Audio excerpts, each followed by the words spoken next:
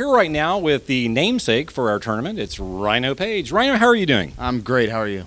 I am doing fantastic. Now, Rhino, I know we call this the CCFA PBA Challenge. Why did we come up with that title?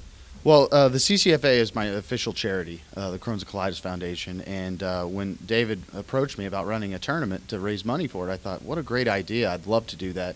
And we didn't know that it would actually turn into great turnouts and a great tournament, and we hope that we can continue year after year to grow it and make it bigger. So the foundation that we're supporting is the Crohn's and Colitis Foundation, that's correct? That's correct. Yeah. Now, why did you choose this as the foundation that you're supporting? My first year on tour, I met a kid named Tyler Cassiopo, and he suffers greatly with Crohn's disease. And you would have never known. He was just an everyday kid, happy-go-lucky, and when I found that out, I wanted to do everything I could to support him. And I had never heard of Crohn's disease. I'm like, but this kid has a disease? We need to help him out. And as I got to meet them and the whole family, I became more and more educated and understood how serious these diseases are. And anything that I could do to make his life better and hope to find a cure for the diseases I wanted to do. That's wonderful. That really is good. I noticed that you spent a lot of time while we were bowling over the last few days with some kids that came to visit you. Who are they? It's a family I met up at Junior Gold. You know, that's kind of the cool thing about being a pro. You never know who you're going to meet. And the young kid's Braden. He was so into bowling and had all these questions for me. And I thought, man, he's talking to me like he's like 18 and educated, you know. And it was really fun. And I got to watch him bowl. And I said, well, hey, I'm going to be in Atlanta. That's where you're from. Why don't we meet up and I'll give you a lesson and we'll hang out.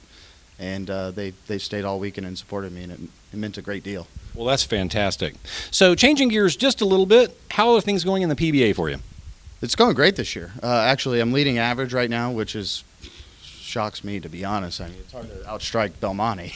Oh yeah, you have looked fantastic. Your Tournament of Champions appearance was fantastic. I know you lost obviously to Jason, but you know, conditions change when we actually get to the finals, I understand. Oh my goodness, yeah, they were a lot different, and it's always tough under the lights and all the people there and the pressure and just being able to chill out.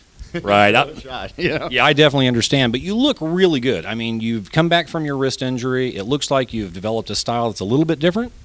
Yeah, a little bit. It's just smoother, less effort, and really in an effort to put less stress on my wrist. Does that give you more control? Absolutely. You know, I rely more on gravity, which is I taught it for so long, you know, when I'm with students, but you know, then I had to kind of step back and go, hey, you're not even doing what you're teaching. Maybe you should think about this a little bit. And naturally, when you rely on something that's always the same versus, you know, your human element, you'll naturally be more consistent. So it's helped a lot. Well, what are you looking forward to in the future? Bowling tournaments.